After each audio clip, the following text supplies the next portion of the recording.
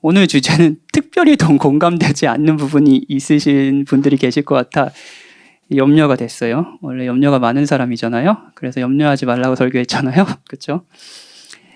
그런데 이제 오늘 제가 하려고 하는 이 설교의 주제가 어떤 사람에게는 정말 필요한 설교라는 생각을 했습니다.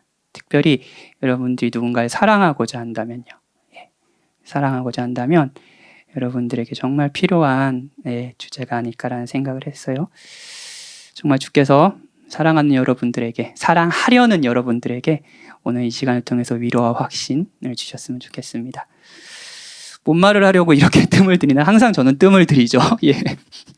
그리고 뭐 새로운 건 없는데 항상 예. 다들 사랑해 보셨나요? 우리 풋풋하게 아름답게 사랑을 하고 계시는 사람이 눈에 지금 저와 눈이 마주쳤는데 예, 뭐 그런 분도 계실 거고 예, 사랑 좋죠, 사랑. 예.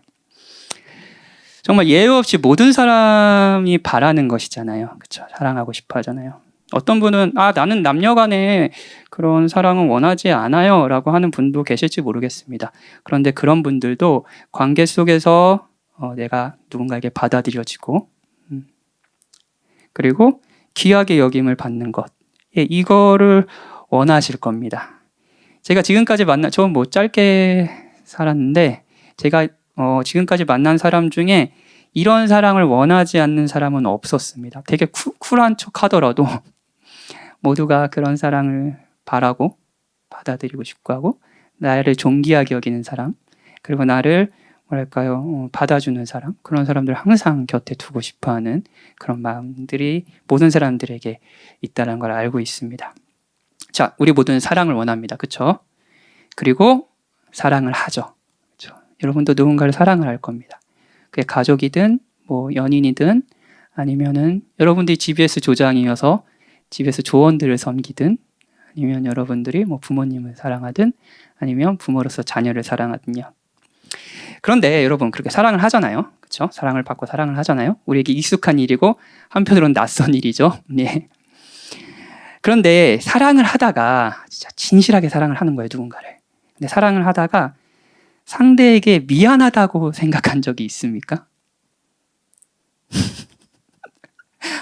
이 감정이 여러분들이 공감을 안 한다는 거에 대해서 바로 느낌이 와서 지금 좀 당황스러운데 예. 사랑을 한 거예요. 누군가를 진실하게 사랑하는 거예요. 근데 내 사랑이 진짜 미안하다. 이 사랑을 사랑하는 사람한테 참 미안하다라는 생각을 한 적이 있습니까? 여러분이 집에서 조장을 하면서 막 그 사람들을 섬기고 사랑해 주는데 미안하다라고 생각했던 적이 있나요?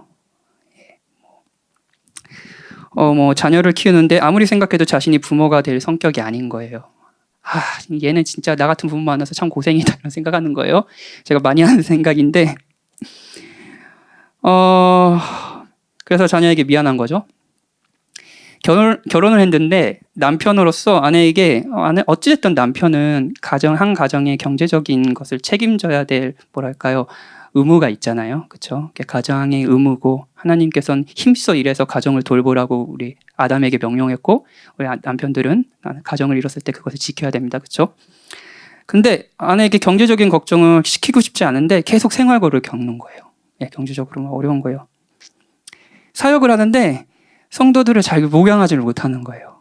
성도들을 막 힘들게 하는 성도들도 진짜 사랑해주고 품어주고 사람이 다시 하나님께 돌아올 수 있도록 신실하게 따라다니면서 사랑해주고 해야 되는데 그게 이제 안 되는 거예요. 자, 이래도 미안한 거예요. 자, 이제 이 정도면 느낌이 오시겠죠? 이거 박현진이 자기한테 하는 설교구나 이런 느낌이 오시겠죠? 이기적인 설교자예요. 예. 물론 이제 뭐 동기는 이기적이지만 저는 저와 같은 이 마음을 여러분들이 품으면서 계속 누군가를 사랑하고 있다는 걸 알고 있습니다.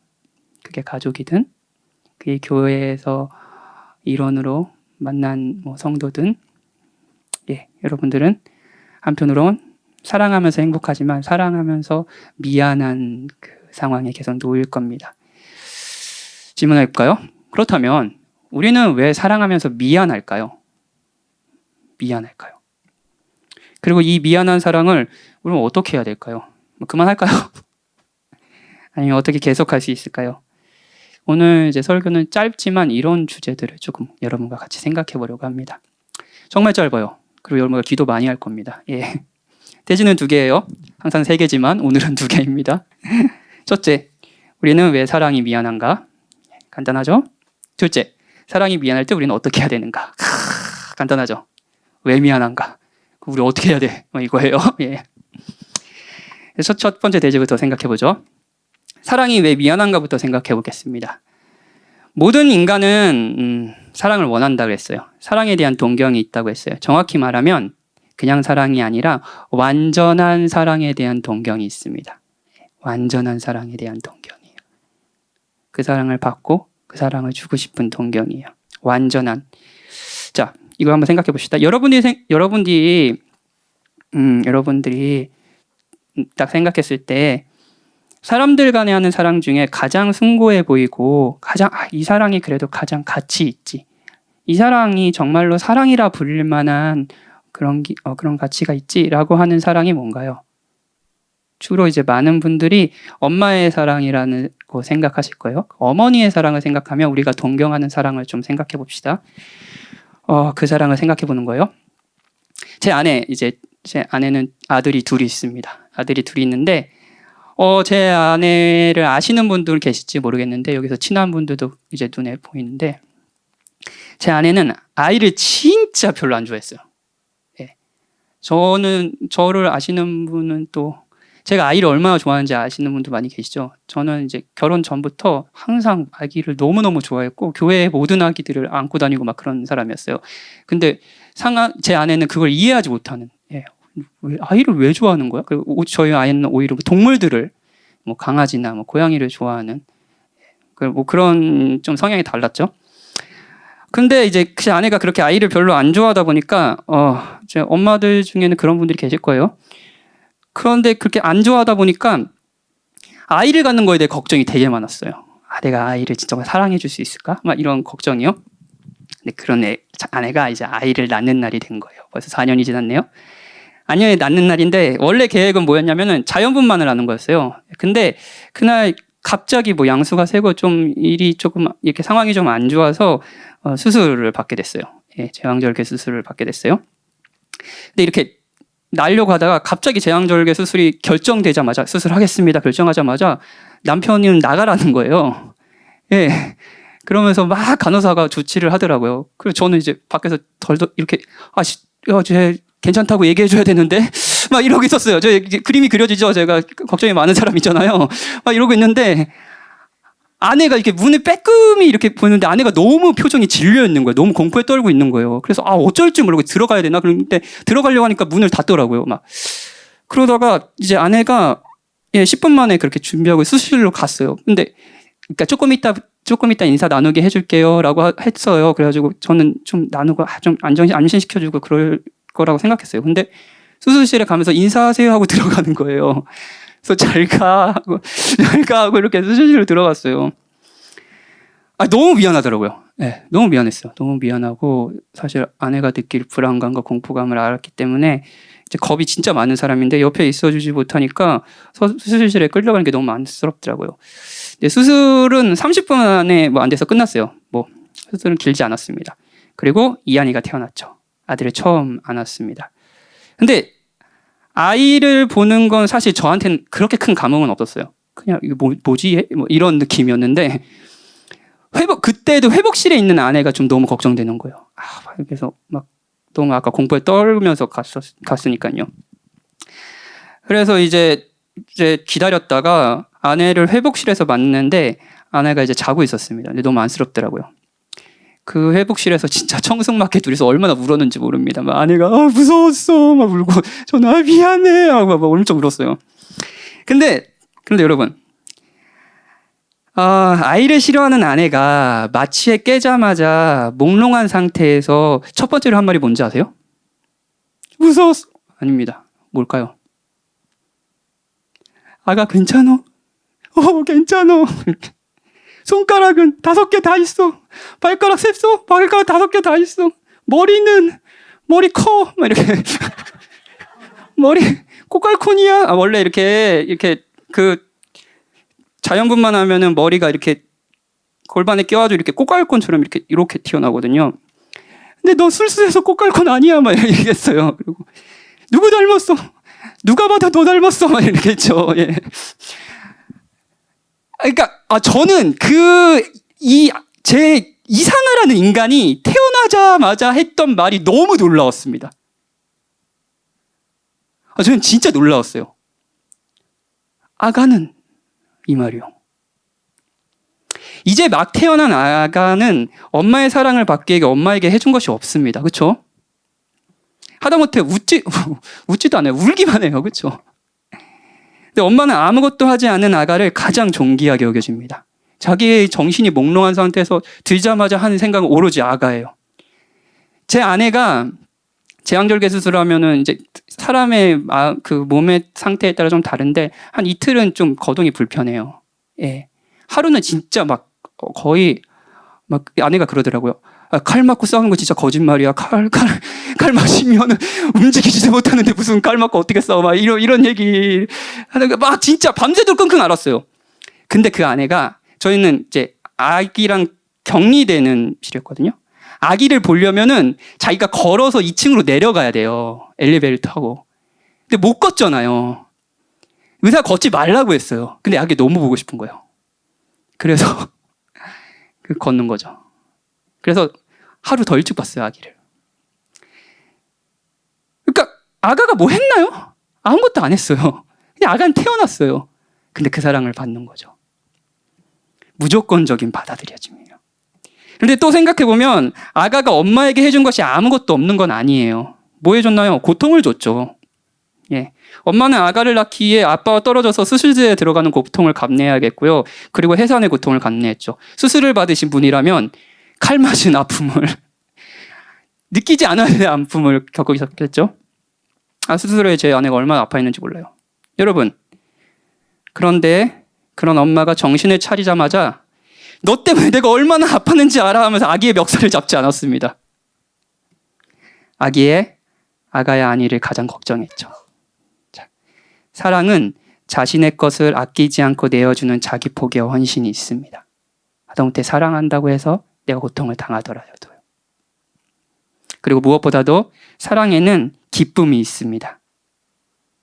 무조건적으로 자기를 내어주면서 하는 사랑을 억지로 하는 게 아닌 거예요. 기뻐서 하는 거예요.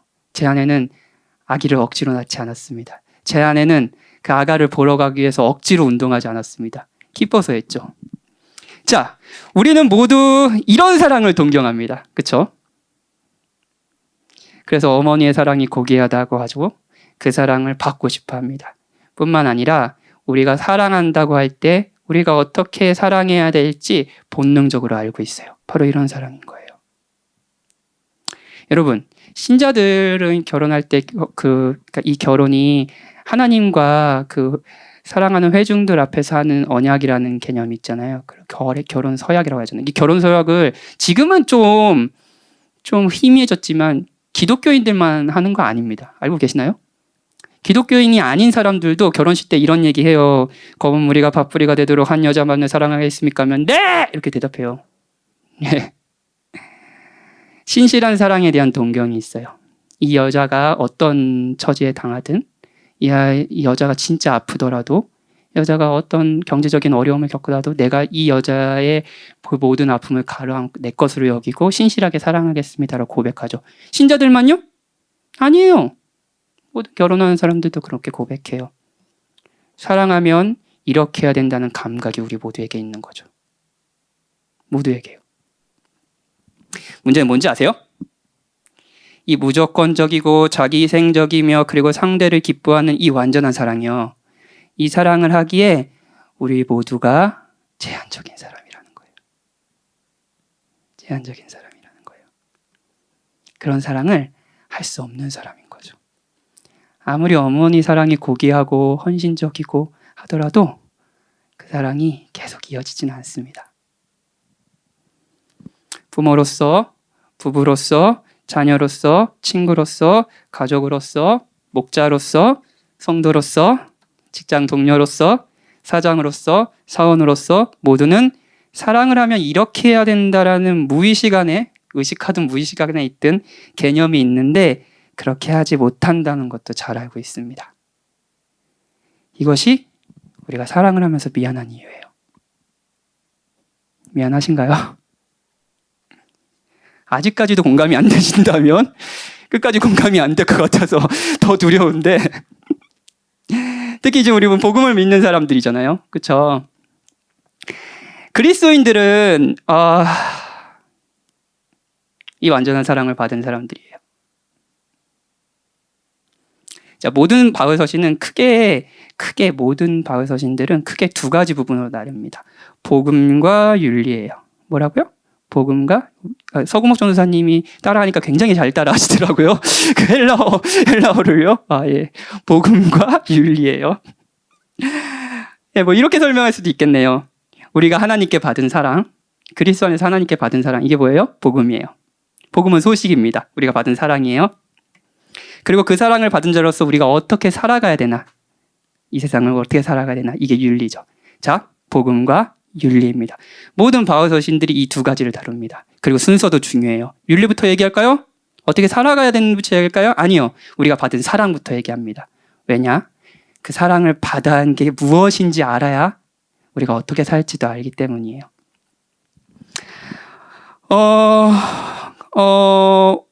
오늘 우리가 읽은 본문은 윤리를 다룹니다. 어떻게 살아야 할지, 어떻게 사랑해야 될지. 사랑을 받는 자녀같이 너희는 하나님을 본받는 자가 되고 그리스도께서 너희를 사랑하신 것 같이 너희도 사랑 가운데서 행하라. 근데 여러분 여기서 그냥 사랑해라라고 하지 않고 계속 사랑을 받은 자녀같이 하나님을 본받는 자가 되고 그리스도께서 너희를 사랑하신 것 같이 우리가 받은 사랑을 이야기하면서 사랑해라고 얘기하고 있어요. 복음을 앞에서 충분히 다룬, 아까 복음하고 윤리를 얘기한다 그랬잖아요. 우리가 받은 사랑을 충분히 이야기하면서 바울은 이 부분에서 이렇게 얘기하는 거야. 지금까지 내가 너희들이 받은 사랑을 얘기했잖아. 그래, 맞아. 그 사랑을 받은 자로서 사랑하는 거야 라고 이야기하는 거예요. 그냥 단순하게 사랑하라고 하지 않습니다. 사랑을 받은 자녀같이 그리스도께서 너희를 사랑하신 것 같이. 자, 윤리를 말하기 전에 이미 말한 복음을 다시 생각하게 하는 거예요. 그리스도인들이 받은 사랑이요. 자, 이 사랑을 한번 생각해 볼까요? 바울은 앞서 말했듯이 오늘 본문 읽은 본문 앞에 계속해서 복음을 이야기했습니다. 우리가 받은 사랑을 충분히 얘기했습니다. 특징을 살펴볼까요? 그리스도인이 받은 사랑은 은혜롭습니다. 은혜로워요. 은혜 어떻게 정의할 수 있을까요? 우리 많이 얘기하잖아요. 은혜는 이렇게 정의할 수 있습니다. 자격 없는 자가 하나님께 받는 사랑입니다. 우린 자격이 없어요. 우리는 아무것도 하지 않았어요. 그런데 하나님께서 우리에게 호의를 베푸시는 거예요. 자격 없는 자가 대가 없이 받는 하나님의 호의와 사랑을 은혜라고 얘기합니다.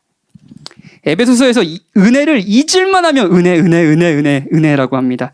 자, 곧 창세전에 그리스도 안에서 우리를 택하사 우리로 사랑 안에서 그 앞에서 거룩하고 흠이 없게 하시려고 그 기쁘신 뜻대로 우리를 예정하사 예수 그리스도로 말미암아 자기의 아들들이 되게 하셨으니. 에베소서 1장 4절부터 5절이에요. 우리 예정을 공부할 때, 튤립을 공부할 때 가장 많이 인용하는 구절이죠. 자, 창세전에 우리를 택했습니다. 왜 바울은 특별히 창세 전에 택했다라고 이야기할까요? 우리가 존재하기도 전이에요. 우리가 존재하기는커녕 세상이 만들어지기도 전입니다. 그 창세전에 우리는 아무것도 한 것이 없는 그 시간에 성부 하나님과 성자 하나님이요, 삼위 하나님, 성자 하나님과 성부 하나님이요 우리를 구원하기로 언약하셨습니다. 약속하셨어요. 우리가 이 언약에 기여한 바는 없어요. 여러분이 지금 만약에 내가 그리스도를 마음의 구주로 믿고 그분이 주시는 영원한 안식을 누리고 그것을 앞으로도 계속 누릴 것을 기대하며 살아가고 계시다면 여러분은 선물을 받은 겁니다. 창세전에 이게 계획된 거였어요. 성부 하나님과 성자 하나님의 약속의 결과입니다. 그리고 그리스도의 성취의 결과죠. 여러분이 만약 지금 이 시간에 여러분이 기도하러 모였잖아요. 근데 기도하면서 여러분의 모든 염려를 주께 맡기고 그분은 아버지라고 부르며 그분이 자신의 나라를 나에게 주실 것을 기뻐하신다는 걸 확신하며 여러분이 기도하고 있다면 여러분은 선물을 받은 겁니다. 그것을 위해서 여러분이 한 바는 없어요. 저도 한 바가 없죠. 에베소 2장 3절부터 8절. 전에는 우리도 다 그 가운데서 우리 육체의 욕심을 따라 지내며 육체와 마음에 원하는 것을 하여 다른 이들과 같이 본질상 진노의 자녀였더니 긍휼이 풍성하신 하나님이 우리를 사랑하신 그 큰 사랑으로 인하여 허물로 죽은 우리를 그리스도와 함께 살리셨고 너희는 은혜로 구원을 받은 것이라. 또 함께 일으키사 그리스도 예수 안에서 함께 하늘에 앉히시니 이는 그리스도 예수 안에서 우리에게 자비하심으로써 그 은혜의 지극히 풍성함을 오는 여러 세대에 나타내려 하심이라. 너희는 그 은혜에 의하여 믿음으로 말미암아 구원을 받았으니 이것은 너희에게서 난 것이 아니요 하나님의 선물이라. 에베소서의 아주 중요한 주제입니다. 우리의 구원이 하나님의 은혜, 선물이라는 거예요. 여러분은 어머니에게만 이 사랑을 받은 것이 아닙니다. 무조건적인 사랑을요. 어머니의 사랑도 이 사랑을 가리킵니다. 여러분이 조건 없이 받은 사랑을요. 창세전부터 계획됐던 그 사랑을요. 여러분은 여러분이 동경하는 무조건적인 사랑을 무엇보다도 하나님께 받은 사람들입니다. 그뿐인가요? 그리스도인들이 받은 사랑은 희생적인 사랑입니다. 자기 것을 아끼지 않고 내어주는 사랑이에요. 에베소서 2장 22절부터 15절이에요.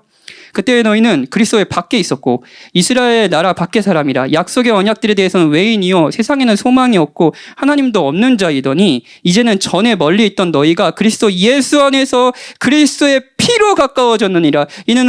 그는 우리의 화평이신지라. 둘로 하나를 만드사 원수된 것 곧 중간에 막힌 담을 자기 육체로 허시고. 자, 교회를 생각해 볼까요, 여러분? 우리 교회잖아요, 그렇죠? 우리는 왜 가까워졌나요? 다빈이와 나는 왜 가까워졌을까? 다빈이는 모른 척할 수 있었잖아, 그렇지? 그냥 버스에서 만나면 그냥 이렇게 지나갈 사람이었잖아요. 가족도 아니고, 뭐 같은 나이 차이도 많이 나고, 같이 학교 다닌 것도 아니고. 근데 왜 가까워졌나요? 우리는 왜 서로에게 완전한 사랑을 요구하나요? 다빈이가 나한테 목사님 저의 목자인데 저를 그렇게 사랑해주면 됩니까? 저 사랑해주세요 라고 하면 제가 미안해 사랑해줄게 라고 하는 관계잖아요. 왜 이렇게 된 거죠, 우리가? 왜 우리는 서로에게 완전한 사랑을 요구할 수 있는 관계가 됐나요? 우리가 가까워진 이유는 우리가 받은 사랑 때문입니다. 우리는 조건 없이 이 사랑을 받았고요. 동시에 자신의 것을 다 내어놓는 생명마저 내어놓는 사랑을 받았기에 가까워졌습니다. 그리스도의 피로 자신의 육체로 박힌 담을 허신 사랑, 이 헌신적인 사랑으로 우리가 사랑하게 된 거예요. 이 자기희생적인 사랑은 사실 오늘 우리가 읽은 본문 2절에서도 나옵니다.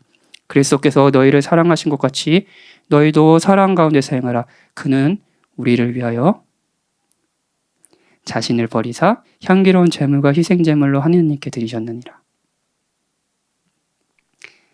여러분과 저는 이 사랑을 받은 사람들이고요. 그렇기 때문에 이 사랑이 뭔지 압니다. 그렇기 때문에 우리는 사랑하면서도 미안한 겁니다. 그리스도의 완전한 사랑을 보지만, 누리지만 우리의 완전하지 못한 사랑도 계속 보니까요. 이것이 여러분들이 그리스도께 받은 사랑을 누리면서도 계속 사랑을 실천하면서 미안한 이유입니다. 그렇죠? 자, 그럼 우리는 어떻게 해야 될까요? 두 번째 대지예요. 첫 번째 대지가 생각보다 길었네요. 전 더 짧을 줄 알았는데. 짧다는 거짓말을 계속해서 이거 사람들이 믿질 않아요. 우리는 어떻게 해야 될까요? 어떻게 하면 이 미안한 사랑을 계속할 수 있을까요? 한마디로 얘기하면 이겁니다. 미안하지 않는 사랑을 의지해서 사랑하는 겁니다. 미안하지 않는 사랑을, 그 완전한 사랑을 의지해서 사랑하는 거예요. 본문을 읽으면서 많은 사람들은 압박감을 느꼈을 겁니다. 우리에게 명령된 사랑이 하나님이 하시는 사랑이니까요. 그렇죠? 그리스도께서 너희를 사랑하신 것 같이 너희도 사랑 가운데서 행하라. 우리는 무조건적이고 헌신적인 사랑을 명령받았습니다. 그렇죠? 그리고 죽을 때까지 그리스도와 같이 사랑하려고 하지만 우리는 그렇지 못한 모습, 자신의 사랑의 자금을 계속하게 보게 될 거고 죽을 때까지 미안해할 겁니다. 누군가를 사랑한다면요, 여러분들이요. 그런데 여러분 조금 더 생각해 봅시다. 여러분은 주께 왜 완전한 사랑을 받았나요? 무엇을 하셨나요? 또 같은 말이죠? 우리가 한 건 없죠? 자격이 없지만 사랑해 주셨습니다. 자, 제 아들 박이하는 왜 주께 완전한 사랑을 받을까요? 제 아내는요? 여러분이 GBS 조장이라면 여러분의 GBS 조원들은요? 여기 목자들, 목회자들이 앞으로 될 사람도 있고 목회자들이 있죠? 그럼 여러분들 앞에 있는 여러분들 양떼들은 왜 그 사랑을 받죠? 그들이 무엇을 했기에요? 한 것이 없습니다. 나는 자격이 없지만 사랑을 받았고, 이 생각을 많이 하세요. 이렇게 생각한다면 우리가 사랑하려는 사람들도 마찬가지입니다. 그들도 자격이 없지만 하나님의 사랑을 받죠. 우리 자격을 요구하지 않고 그 사랑을 우리가 그 사랑을 그 상대에게 그 헌신적인 사랑을 하기도 전에 주께서는 먼저 그들의 자격을 요구하지 않고 그 사람들을 사랑하셨습니다. 우리가 지금 사랑하는 노력들도 그들이 하나님께 사랑을 받고 있기 때문입니다. 여러분, 우리가 받은 완전한 사랑을 흉내내며 이웃에게 베푸는 사랑은 한편으로 그림자입니다. 하나님께서 우리가 사랑하는 사람들을 어떻게 사랑하는지 보여주시는 거예요. 우리의 그림자로서 하나님의 사랑의 실체를 보여주시는 도구인 거예요. 그런 의미에서 잘 들어주세요. 여러분 사랑할 때마다요. 사랑하는 여러분, 햇빛이 구름에 가리면 그림자는 없어질 수 있지만 그렇다고 실체가 사라지는 것은 아닙니다. 우리의 연약함으로 사랑이 미안한 상황에 놓이지만 그렇다고 우리의 사랑이 가리키는 실체가 사라지는 것은 아닙니다. 하나님께서 여전히 여러분이 사랑하는 사람들을 무조건적으로 그리고 헌신적으로 사랑하고 계십니다. 정말이에요. 여러분이 완전하지 못한 남편으로서 완전하지 못한 사랑을 아내에게 해준다면 사실은 가장 헌신적이고 자기희생적이며 아내를 위해서 자기 목숨까지 내어주신 그리스도의 사랑이 지금도 있습니다. 여러분의 사랑을 어떤 사랑이든요. 자, 이것을 기억한다면 우리는 사랑을 하며 이런 실제적인 적용을 할 수 있을 겁니다. 두 가지를 얘기하고 끝낼게요. 첫 번째요. 우리의 사랑이 부족해 보여서 미안할 때 우리는 진심으로 솔직하게 상대에게 미안하다 이야기할 수 있어요. 여러분들이 교회에서 영혼들을 섬기는 사람이라면 여러분의 사랑이 작을 때 이렇게 피하지 않아도 됩니다. 아, 누가 요즘 그렇게 사역해. 나도 인간인데 이쁜 사람 있고 그렇지 않은 사람 있지. 혹은 이런 사랑들은 교역자들만 하는 거야. 이런 사랑들은 나는 그냥 일반 성도야. 그냥 조장에 불과하다고. 이렇게 피하지 않아도 됩니다. 여러분의 부모라면 여러분의 사랑이 작을 때 이렇게 피하지 않아도 됩니다. 내가 이렇게 화를 못 참는 건 이놈이 별나기 때문에 어떤 부모라도 이 상황이라면 화를 낼 거야. 이렇게 피하지 않아도 돼요. 또는 나 같은 건 부모도 아니야. 낳지 말았어야 돼. 이런 생각에 이렇게 피하지 않으셔도 돼요. 미안하다면 미안하다고 솔직히 이야기하십시오. 나는 이렇게 너를 사랑하고 싶은데 이렇게 사랑하지 못해서 미안하다고 이야기해 주세요. 그런데 그렇게 사랑하고 계신 분이 계시다고 이야기해 주는 거죠. 여러분이 그리스도 안에서 받은 복음이란 사랑을 누린다면 여러분 좀 더 솔직하게 사랑할 수 있을 겁니다. 뿐만 아니라 우리가 미안하지 않는 그 사랑, 완전한 사랑을 의지한다면 우리는 계속 사랑할 수 있을 거예요. 이게 너무 중요하죠. 계속 사랑하는 거예요. 계속 집에서 조장으로 집에서 조원들을 사랑하고요. 옆에 있는 형제와 자매들을 사랑하고요. 내 부모님을, 내 자녀들을 사랑하는 거예요. 여러분, 여러분이 사랑하는 사람의 완전한 사랑에 대한 동경이 우리의 미안한 사랑으로 채워지지는 않습니다. 우리의 부족한 사랑으로 채워지지는 않습니다. 그런데 이것도 사실이에요. 우리의 부족한 사랑은 그림자가 되어 우리의 사랑의 실체인 그리스도의 사랑으로 형제들을 인도할 겁니다. 보여줄 거예요. 그래서 바울은 우리가 받은 사랑을 앞서 말하고 그 사랑과 같이 사랑하라고 권면한 겁니다. 그러니 그리스도께 받은 사랑을 의지하여 용기를 내어 계속 사랑하는 겁니다. 미안한 사랑이 놓이면 피하지 말고 미안하다고 말하고 다시 사랑을 하는 거예요.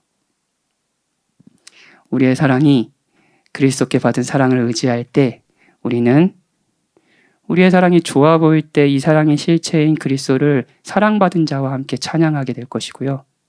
우리의 사랑이 미안할 때 더 완전한 사랑을 바라보며 용기를 내어 계속 사랑할 수 있고 계속 사랑할 수 있고 우리의 부족함으로 그들에게 더 완전한 사랑을 소개해 줄 수도 있을 겁니다. 여러분, 그 사랑을 의지해서 계속 사랑하십시오. 우리의 부족한 사랑은 그분의 완전한 사랑을 가리지 않습니다. 우리의 부족한 사랑은 그분의 완전한 사랑으로 오히려 우리의 사랑하는 사람들이 이끌어 줄 겁니다. 그러니 솔직하고 더 용기 있게 여러분의 사랑을 하십시오. 같이 기도합시다.